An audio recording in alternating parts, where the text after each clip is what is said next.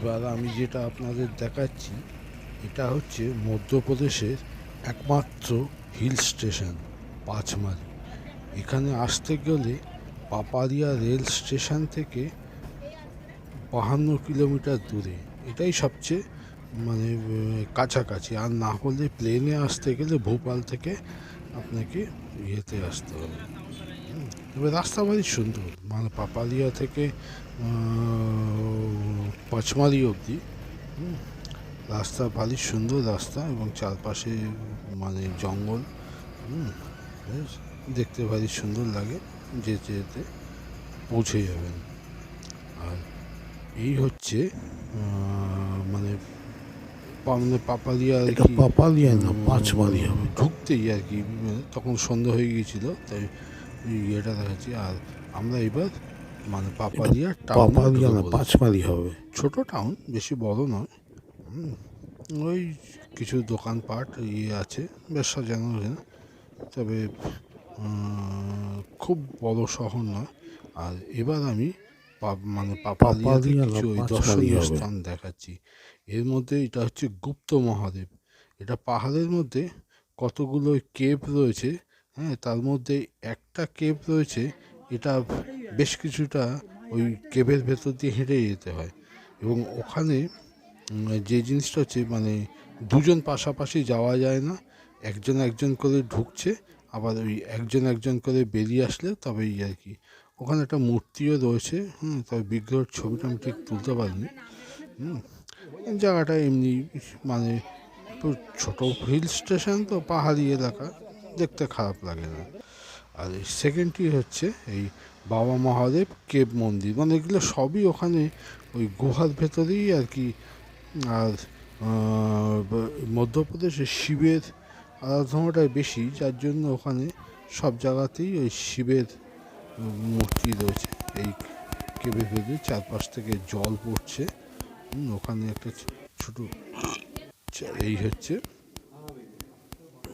শিবলিঙ্গটা আর কি।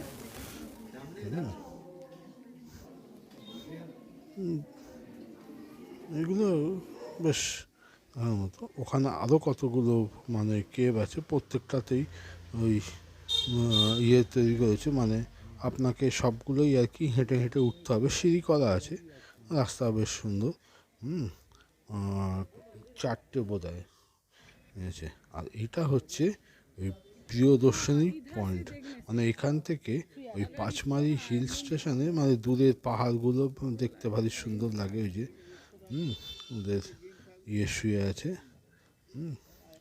আর এইখানে হিন্দু এইখানে কিছু নাকি ওই গাছ পাওয়া যায়, তার থেকে ওখানকার আয়ুর্বেদিক খুব ভালো ওষুধ তৈরি করে আদিবাসীদের। আর এটা হচ্ছে ওই পঞ্চপাণ্ডব কেভ।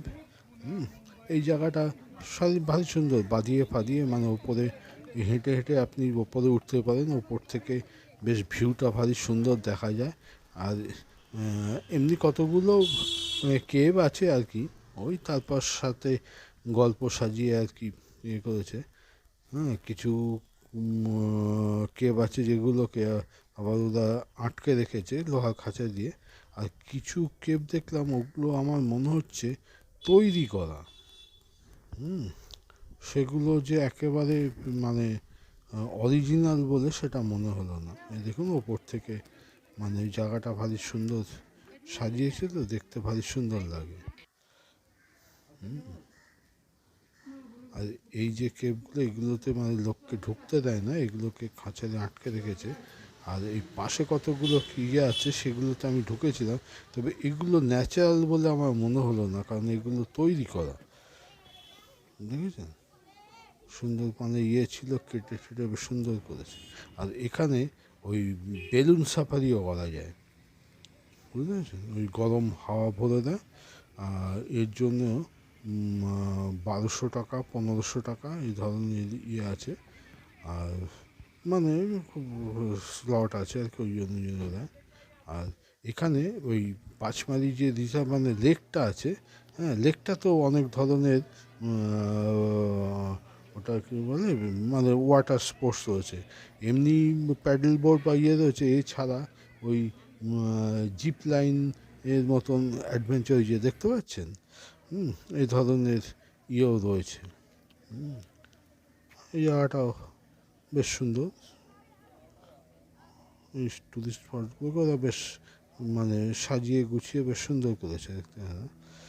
আর এইটা হচ্ছে রাজেন্দ্রগিরি সানসেট পয়েন্ট। এখান থেকে সানসেটটা ভারী সুন্দর দেখা যায়। একদম ইয়ে,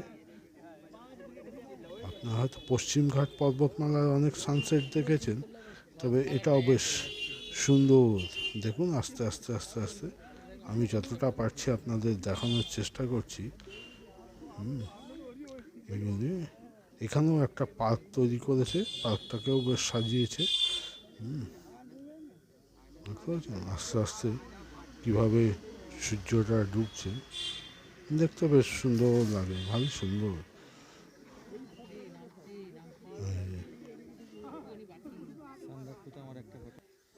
এছাড়াও কতগুলো ফলস আছে, মানে এই ধরনের ইয়েতে যেগুলো থাকে, দেখেছেন আস্তে আস্তে কিভাবে ডুবছে সূর্য।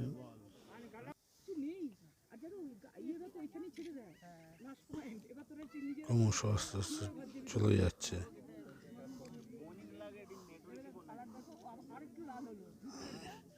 জুম করে করে দেখানোর চেষ্টা করেছি। এটা বেশ সুন্দর লাগে দেখতে। শেষে আস্তে করে ঢুক করে ডুবে যাবে। আর একটুখানি বাকি আছে, আস্তে আস্তে ও ঢুকে যাচ্ছে।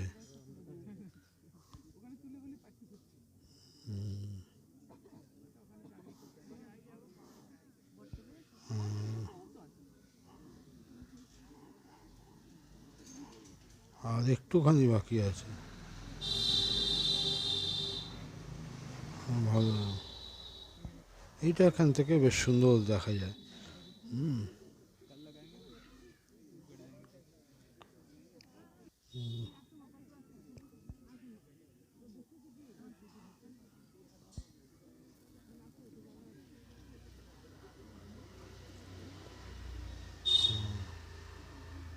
এইবার একেবারে লাল হয়ে গেছে, এবারও আসতে অস্ত চলে গেল। ব্যাস, সে এসে একটুখানি দেখা যাচ্ছে।